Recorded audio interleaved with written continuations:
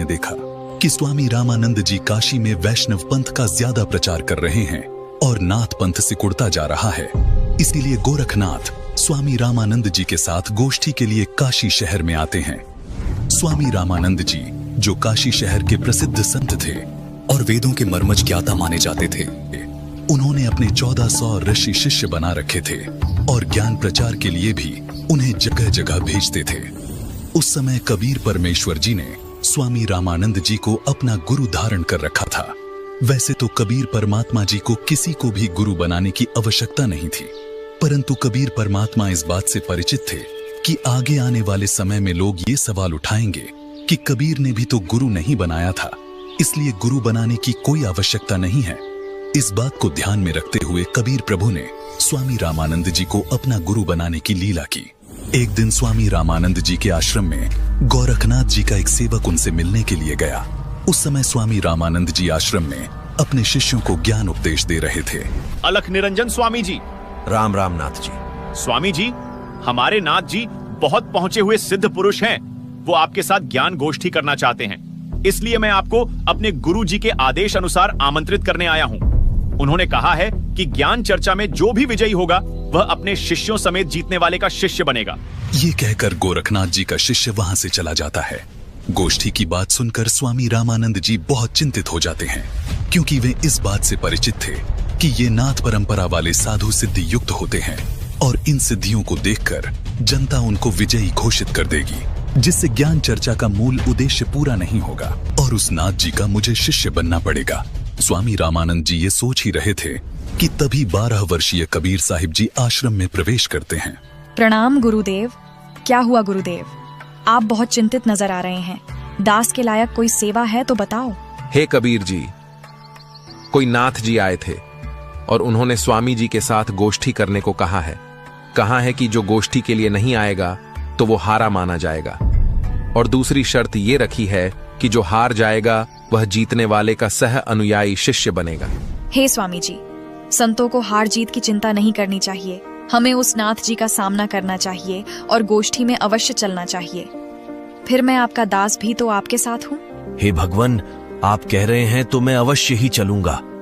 अब मुझे कोई चिंता नहीं। कबीर साहिब जी अपने मुंह बोले। गुरुजी स्वामी रामानंद जी के साथ ज्ञान गोष्ठी में जाने के लिए तैयार होते हैं। वो वैष्णव पंथी वेशभूषा पहन लेते हैं, माथे पर तिलक, गले में तुलसी की लकड़ी की माला, टोपी, झोली, सिक्का व एक फावड़ी। स्वामी जी व कबीर जी कुछ अन्य शिष्यों के साथ निश्चित समय और स्थान पर गोरखनाथ जी से गोष्ठी करने पहुंच जाते हैं। गंगा नदी से 500 फुट की दूरी पर गोरखनाथ उच्च आसन पर बैठे दिखाई देते हैं और बगल में 7 फुट ऊंचा त्रिशूल भी जमीन में गड़ा दिखाई देता है और स्वामी जी के लिए भी आसन लगा दिखाई देता है। आ गए रामानंद जी। मुझे लगा था आप नहीं आएंगे, लेकिन अब आ ही गए हैं तो गोष्ठी शुरू करते हैं। स्वामी जी आसन पर बैठ जाते हैं और एक सुयोग्य शिष्य की तरह कबीर साहिब जी अपने गुरु के आसन के पास जमीन पर बैठ जाते हैं। हे नाथ जी, आप पहले मेरे साथ गोष्ठी कीजिए। अगर मुझे ज्ञान चर्चा में हरा दिया तो ही मेरे गुरु जी से बात करना। अरे तू है कौन? तू छोटा सा बालक, तेरी आयु क्या है और तू गोष्ठी करेगा मेरे साथ? पता है मैं कौन हूँ? नाथ जी, मैं तो कबीर हूँ और मुझे मालूम है कि आप कौन हो। आप गोरखनाथ जी हो। कबीर साहिब जी की बात सुनकर गोरखनाथ सोचते हैं कि इस छोटे से बालक ने मुझे पहचान लिया। तू छोटा सा बालक, तू कब से बैरागी बन गया? नाथ जी, जब से भय वैरागी, मेरी आदि अंत सुधि लागी। धूंधूकार आदि का मेला, नहीं गुरु नहीं था चेला। जब का तो हम योग उपासा, तब का फिरूं अकेला। धरती नहीं जद की टोपी दीना, ब्रह्मा नहीं जद का टीका। शिव शंकर से योगी न थे, जद का झोली शिका। द्वापर को हम करी फावड़ी, त्रेता को हम दंडा। सतयुग मेरी फिरी दुहाई, कलयुग फिरो नो खंडा। गुरु के वचन साधु की संगत, अजर अमर घर पाया। कहे कबीर सुनो हो गोरख, मैं सबको तत्व लखाया। हे गोरखनाथ जी, जब कोई सृष्टि नहीं थी तब मैं अनामी लोक में था। जब मैं अकेला रहता था तब पृथ्वी भी नहीं थी। तब से मेरी टोपी जानो। जब ब्रह्मा, आप और आपके गुरु मचंद्रनाथ आदि सब प्राणियों के शरीर बनाने वाला पैदा भी नहीं हुआ था, तब से मैंने टीका लगा रखा है। अर्थात मैं तब से सत्पुरुष रूप में ही हूँ। सतयुग, त्रेतायुग, द्वापर तथा कलयुग, ये चारों युग तो मेरे सामने असंख्यों बार खत्म हो चुके। हमने सतगुरु वचन में रहकर अजर अमर घर सतलोक को पाया। हे नाथ जी, पूर्ण गुरु से उपदेश लेकर आजीवन गुरु वचन में चलते हुए पूर्ण परमात्मा का ध्यान सुमिरन करके इस अजर अमर सतलोक में जाकर जन्म मरण रूपी अति दुखमय संकट से बच सकते हो। अरे कबीर, तू छोटा सा बालक और ज्ञान देता है गोरखनाथ को। तेरी आयु क्या है? सबसे बड़ा मूर्ख वो है जो मेरी आयु पूछता है, और आप मुझे बालक बता रहे हैं। जो बूझे सोई बावरा, क्या है उम्र हमारी? असंख्य युग प्रलय गई, तब का ब्रह्मचारी, कोटि निरंजन हो गए परलोक सिधारी। हम तो सदा महबूब हैं, स्वयं ब्रह्मचारी। अरबों तो ब्रह्मा गए, 49 कोटि कन्हैया। 7 कोटि शंभू गए, मोरी एक नहीं प्लैया। कोटिन नारद हो गए, मोहम्मद से चारी। देवतन की गिनती नहीं है, क्या सृष्टि विचारी। नहीं बूढ़ा नहीं बालक, ना ही कोई भाट भिखारी। कहें कबीर सुन हो गोरख, यह है उम्र हमारी। असंख्य युग प्रलय में चले गए, तब का मैं अमर हूँ। करोड़ ब्रह्म भगवान मृत्यु को प्राप्त होकर पुनर्जन्म प्राप्त कर चुके हैं। अन्य भगवान जिसका तुम आश्रय लेकर भक्ति कर रहे हो, वे नाशवान हैं। फिर नाथ जी आप अमर कैसे हो सकते हैं? अरबों तो ब्रह्मा मर चुके हैं, और 49 करोड़ बार कृष्ण जी की मृत्यु हो चुकी है, तथा 7 करोड़ बार शिव जी मर चुके हैं। लेकिन मेरी एक पल भी आयु कम नहीं हुई है। मैं अमर पुरुष हूँ। केवल सत्य पुरुष ही अजर अमर परमात्मा है, तथा उसी का सतलोक अमर है, जिसे अमर लोक भी कहते हैं। वहां की भक्ति करके भक्त आत्मा पूर्ण मुक्ति होती है, जिसका कभी मरण नहीं होता। हे गोरखनाथ जी, ये उपलब्धि सोहम शब्द के जाप से प्राप्त होती है, जो उसके मर्म भेदी गुरु से मिलता है। उसके बाद फिर सार नाम मिलता है, और सतलोक में वास तथा सतपुरुष की प्राप्ति होती है।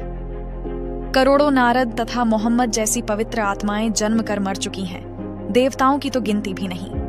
फिर आम मानव शरीरधारी प्राणियों तथा जीवों का तो हिसाब क्या लगाया जा सकता है। मैं न बूढ़ा न बालक, मैं तो जवान रूप में रहता हूँ, जो ईश्वरीय शक्ति का प्रतीक है। ये तो मैं लीलामयी शरीर में आपके समक्ष हूँ। ये सुनकर गोरखनाथ जी और क्रोधित हो जाते हैं और अपने त्रिशूल के ऊपर के भाग पर सिद्धि से उड़कर बैठ जाते हैं। कबीर, यदि तू इतना महान है तो मेरे बराबर में आकर बातें कर। हे नाथ जी, हम ज्ञान गोष्ठी के लिए आए हैं, न कि ये नाटक करने के लिए। आप नीचे आकर ज्ञान चर्चा करो, ताकि जनता को सच्चाई का पता लग सके। तेरे पास कोई सिद्ध शक्ति नहीं है। तू और तेरा गुरु दुनिया को गुमराह कर रहे हो। आज तुम्हारी पोल खुलेगी। अगर शक्ति है तो आओ बराबर में, यहीं चर्चा करेंगे, नहीं तो हार स्वीकार कर लो। ठीक है गोरखनाथ जी। कबीर जी अपनी कुर्ते की जेब से 150 फीट लंबी धागे की रील निकालते हैं और उसके एक छोर को पकड़कर सीधा ऊपर की तरफ फेंक देते हैं। धागा सीधा खड़ा हो जाता है और कबीर साहिब जी उस धागे के अंतिम छोर पर जा बैठते हैं। नाथ जी, अब आप आओ मेरे बराबर में, यहाँ बैठकर चर्चा करेंगे।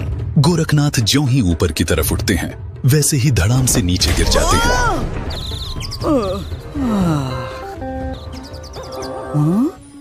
हे कबीर जी, कृपया नीचे आ जाइए और अपने दास पर दया करके अपना परिचय दीजिए। आप कौन शक्ति हैं और किस लोक से आए हैं? हे गोरखनाथ जी, मैं तो अवगत स्थान सतलोक से आया हूँ। मैं तो स्वयं शक्ति से बालक रूप बनाकर काशी में एक लहर तारा तालाब में कमल के फूल पर प्रकट हुआ, जहाँ से नीरू नीमा नामक जुलाहा दंपति मुझे अपने घर ले आए।